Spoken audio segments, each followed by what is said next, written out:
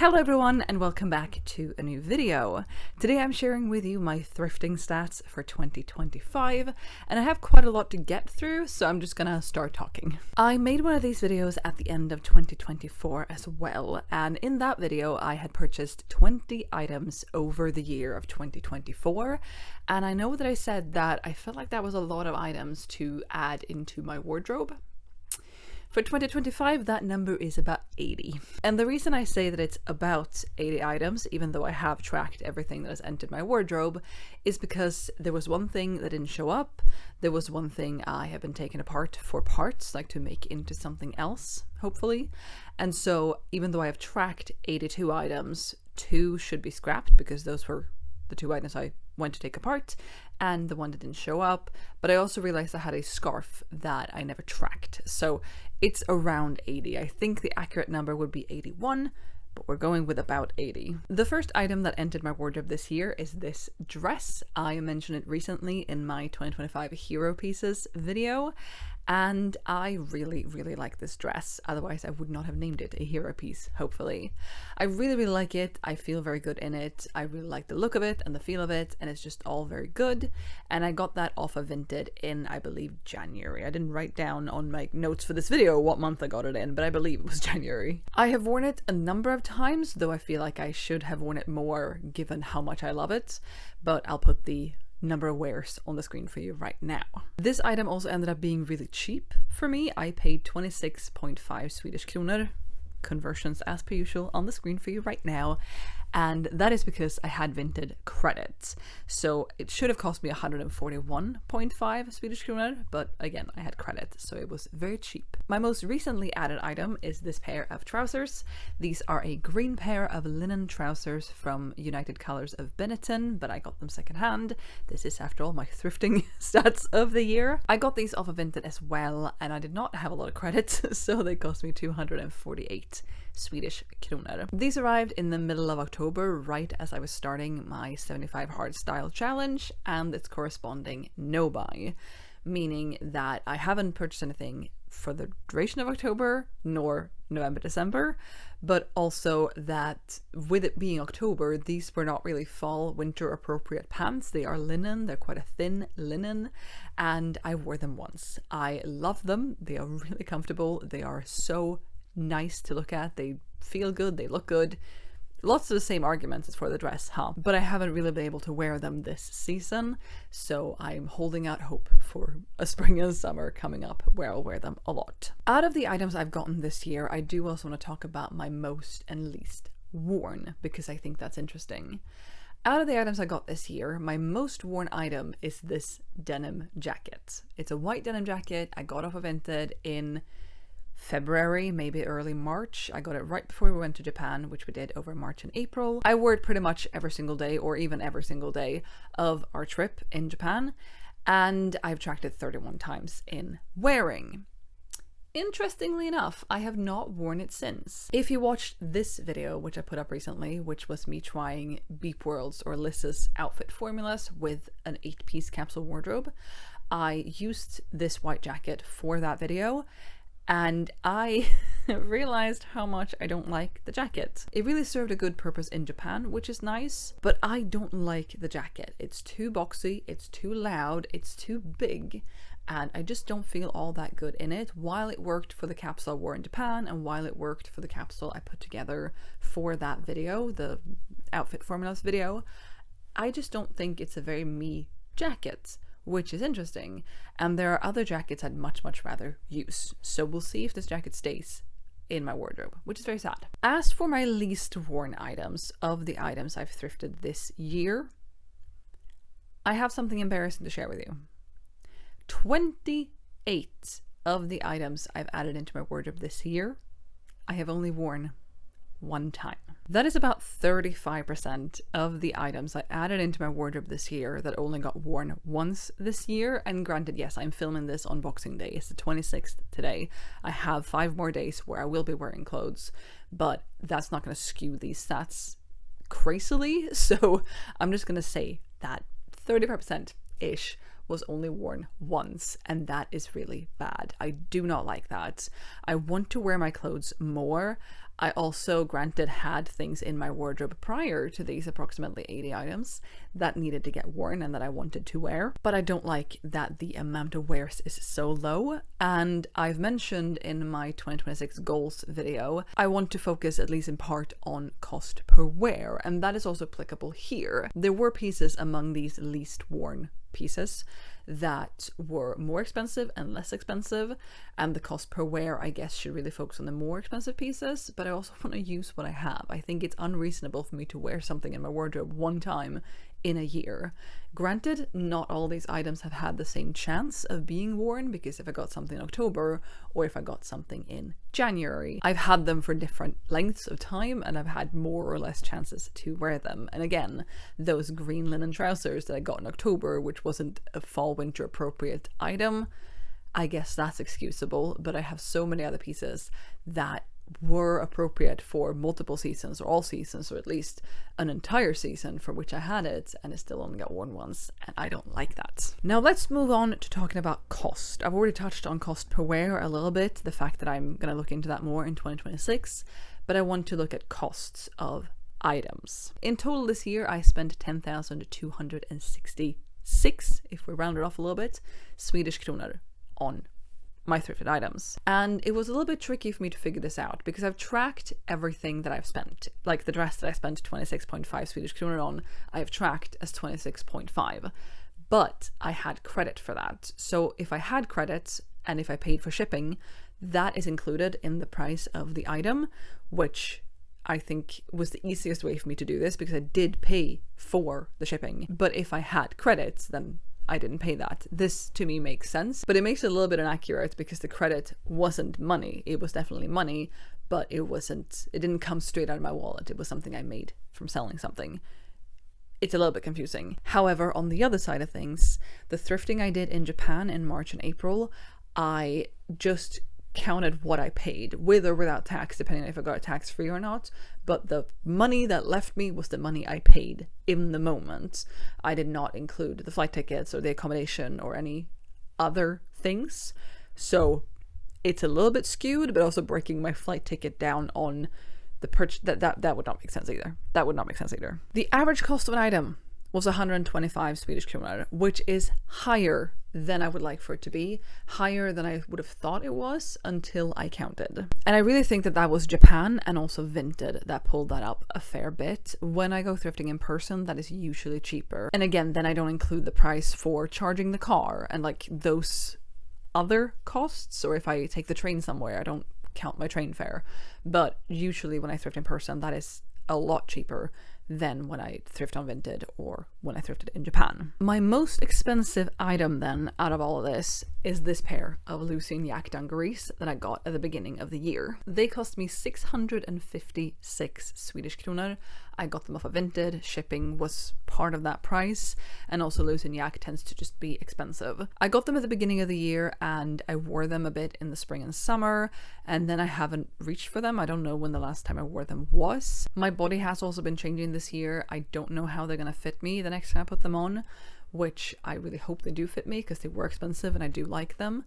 But overall this year I have worn them 7 times, and that comes out to a cost per wear of 94 Swedish kronor. So far, I'm not getting rid of them, but so far that's the cost per wear. On the other side of the spectrum, we have my cheapest items. And I say items with an S because I went to a small town, kind of local to me, secondhand store that was ridiculously cheap. Everything cost 5 Swedish kronor each. And I got 5 things. So 25, I guess, if we add them all up. Collectively, I have worn those things 13 times. So the cost per wear for those is 1.9 Swedish kronor. The contrast is contrasting. This shirt, for example, is an item that I got there for 5 Swedish kronor. I would like to go to this thrift store more often, partly because it's cheap, partly because I want to support local businesses and also the cost that they work for. But they do not have good opening hours for me, even though it's close to where I live-ish. It's not close to where I work. And they're also only open like Mondays and Thursdays, I think, and close at like 3:30, which is not hours where I'm near home. But as we are speaking of the cost, I do actually want to talk more about Japan. In Japan, I thrifted 14 items of clothing. link up here to my haul. And I spent 3,685 Swedish kronor. That is what I paid with the conversion rate of then. It's a few months later now, a number of months later now. However, the yen is even cheaper. So there's that. But that is what I paid. That is about 36% of the total amount I spent on thrifting this year, which is high for it being 14 items. About a third of the money was spent on 14 items when I got about 80 items in total. That really proves that Japan was expensive. However, I also got cheap things in Japan. I don't have that list on me right now, but I know that this shirt, this skirt, this shirt, and this vest were all really cheap comparatively. They were around 100 Swedish kronor or less, I'd say. But then I also got more expensive things, like this skirt, for example, which is so gorgeous and was a lot more expensive. Now I'm going to show you some graphs on the screen, and I'll try to make them very big, so I might not be on the screen for a little bit, but I want to show you some breakdowns of different stats. For example, type of item. The type of item I got the most of was button-downs, followed by trousers, skirts, dresses, and vests, in that order. And when it comes to colors, my biggest color, which isn't a color, was multicolored. Things that were really patterned and I couldn't really put into one single color. That was then followed by blue, and then white and green were tied, and then pink, purple, and black were tied. And I do have a pretty colorful wardrobe. I think I have something of every color now, but definitely not every shade. And I have more of some than others. I do have a lot of blue, I have a lot of white, I have a fair amount of black, I have a lot of pink, but I don't have that much yellow, I don't have that much orange, I don't have that much, I was gonna say green, but green has really been growing in my wardrobe. Similar to colors, if we look at patterns, plain patterned, i.e. no pattern, was the biggest slice of the pie, and I'm actually really happy with that. I do like patterns, and I like picking up colors that are in a pattern and mixing that with things of the same color, but I do also really like plain items and like doing color blocking or more monochrome type things, mostly color blocking, not so much monochrome. So I'm happy that a pretty big chunk was plain. And then that was followed by checkered, which I've really had a checkered year, and I'm using checkered as an umbrella term here. It's everything from plaid to gingham to whatever other type of checkered you could think of. I've just umbrella termed that with checkered. It's really been a year for me for checkered clothes. I don't know what happened, but I'm not mad about it. And then my third biggest pattern is florals, which is a little bit surprising to me. I really do like florals, but I feel like I was bigger on florals before. I feel like I wore a lot more florals earlier in my life, in my late 20s and early 30s, but maybe the type of floral has changed a bit. I don't know. However, I do really like floral still, so I'm not upset about it. Then I made this graph, which is a breakdown of country, but that is not really true because last time I checked, Vinted was not a country. I wanted to have a graph of things that I bought in person in Sweden, things I bought in person in Japan, and then things I bought on Vinted, not in person. And this was the graph I made for that. And Vinted is a mix of countries. Most of it is definitely from Sweden, but I know there was something from Poland. I think there might have been something from Finland, but the vast majority is Sweden. And the last graph I want to show you is this one. This is the month in which I purchased the item. And there are a couple of outlier months that I want to talk about in particular.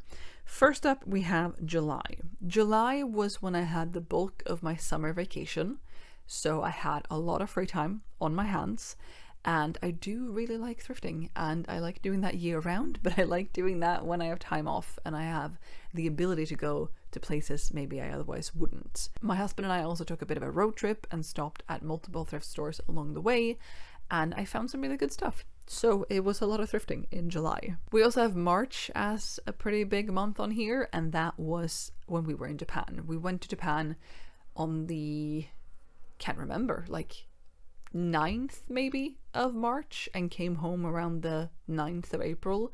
So the bulk of our trip was in March. My husband also got sick towards the end of the trip, so he wasn't really out and about a lot in April, and I was out and about, but I stayed pretty locally to where we were staying. September is also a pretty big slice of this pie, and that is a little bit surprising to me because I wouldn't think that September would be that big a month for me, but I have two reasons for why it probably was. The first one is that I had 2 weeks off from my job, or between jobs, I should say, in September. I left my old job on the 17th of September and I started my new one on October 1st. So I had 2 weeks that I could do whatever I wanted with, and some of what I want to do is thrifting. So there's that. But there was also the thing that I got my wisdom teeth out, 2 wisdom teeth out in mid-August, and that was not a good experience. I had a lot of pain, I got an infection, I had to go on antibiotics, I was very poorly for about 2 weeks, and then I came back to work for like a week, week and a half, and then I left, like I just mentioned. And I think I was feeling sorry for myself. I definitely was feeling sorry for myself in August, and with every right to do so. I was not in a good place. But I think maybe that also spilled over into September. Like, oh, I'm finally feeling good again and I have this time off. I'm gonna go thrifting. October is also a big slice of this pie, and that is probably because it's my birthday month. And what I wanted to do for my birthday was to go on a thrifting day. We went somewhat locally, visited some thrift stores, had a really good time, and I thrifted because that's what I wanted to do. And then mid-October, on the 18th of October, was when I started the 75 Hardstyle Challenge. So after that, there was no thrifting. And then, as you can see, there is nothing for November, December because of the aforementioned 75 Hardstyle Challenge and no buy. Okay, that was a lot of just rambling numbers and stats at you, which was the point of this video. I hope it was somewhat interesting. I did, like I said, make a version of this back in 2024, and another thing I did in 2024 that I am about to do again for 2025 is tier ranking the things I thrifted. And given how many things it is, it's gonna take a while. So that video will be out in a little bit. I haven't filmed it yet, and it's gonna take me quite a while when I sit down to do that, but that is okay. I am doing this because I want to do it, and I think it's fun. Like I said, I hope this was at least somewhat interesting to you guys, and I would love to hear if you have been tracking your thrifting this year, and if you have anything about it that you want to share. How many items you got, which item you wore the most, how much money you spent. I don't know, you don't have to share that, that's personal. But anything you want to share, if anything, about your thrifting for 2025, I would love to hear in the comments down below, and I'll be back with another video soon, so I hope to see you then. Bye!